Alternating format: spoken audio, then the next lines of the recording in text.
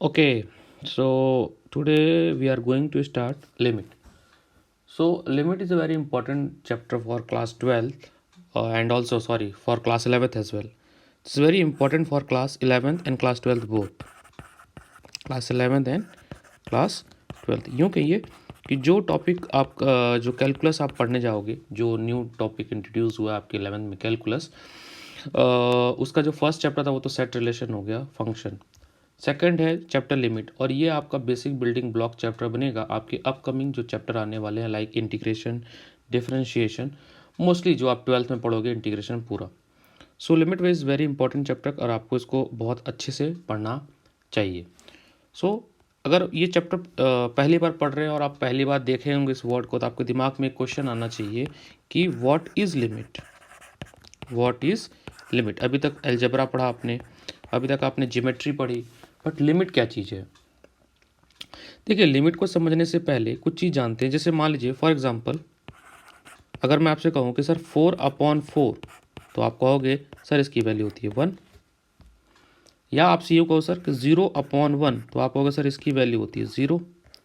यूँ अगर मैं कहूँ नेक्स्ट कि सर 1/0 कितना होगा, तो कहोगे सर इन्फिनिटी। न्यूमेरिकली हम ऐसे अभी तक पढ़ते आए।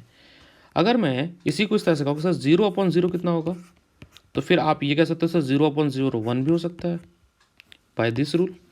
0/समथिंग अगर कुछ भी हो तो सर ये 0 भी हो सकता है, और अगर नीचे डिनोमिनेटर में 0 ऊपर कुछ भी हो तो सर इन्फिनिटी भी हो सकता है। यानी एक ही एक्सप्रेशन का आपको 3 आंसर मिल रहा है, जो कि पॉसिबल नहीं है। ये तो इनवैलिड स्टेटमेंट हो गया। This is a invalid statement. बात समझ रहे हैं।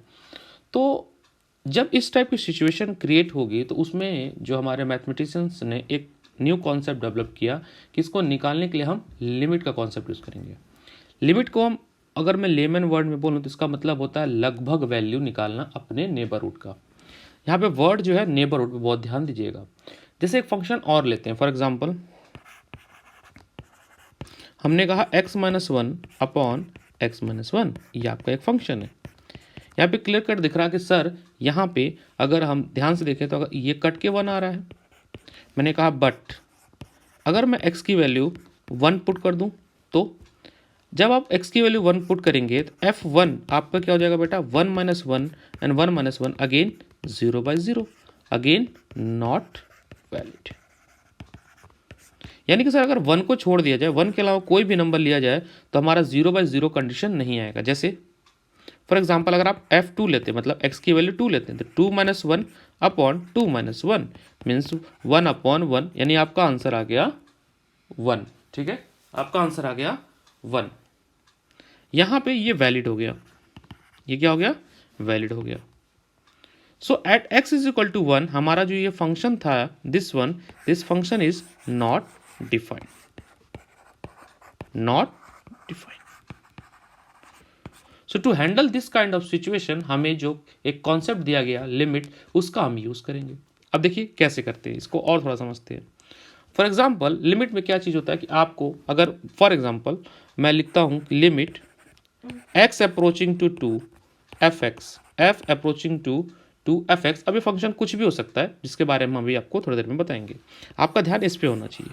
लिमिट x अप्रोचिंग टू 2, इसका मतलब क्या होता है बेटा, इसका मतलब ये होता है कि मान लीजिए नंबर लाइन है और यहाँ पे कहीं पे 2 आपने बनाया है, x यहाँ पे x अप्रोचिंग टू 2 पढ़ते, इसका मतलब ये होता है कि x से थोड़ा सा ज़्यादा, ठीक है, लिटिल बिट, इसको हम लोग 2 प्लस से दिखाएंगे, और x थोड़ा सा से कम 2 माइनस, तो थोड़ा सा ज़्यादा को हम लोग कहते हैं right hand limit, right hand limit, और थोड़ा सा कम इसको हम लोग कहते हैं left hand limit, left hand limit. अब यहाँ पे थोड़ी समझने की कोशिश करिएगा। मान लीजिए मैंने इस फंक्शन जो मैंने अभी कहा भी थोड़ी देर में, मैंने कहा कि इसको हम मान लेते हैं एक फंक्शन है आपका दैट इज x² + 3। सो इसको सिंपली मैं अभी फंक्शन लिखता हूँ, लिमिट हम बाद में देखेंगे। fx is equal to x² + 3। x के डिफरेंट वैल्यू पे हम fx को निकालने की कोशिश करेंगे। यहाँ पे x की डिफरेंट वैल्यू पे हम यहाँ पे कोशिश करेंगे कि आपका fx की वैल्यू आई, इसको आप y ऐसे भी रिप्रेजेंट कर सकते हैं। मान लीजिए ये x है और ये आपका fx है, ठीक है बेटा।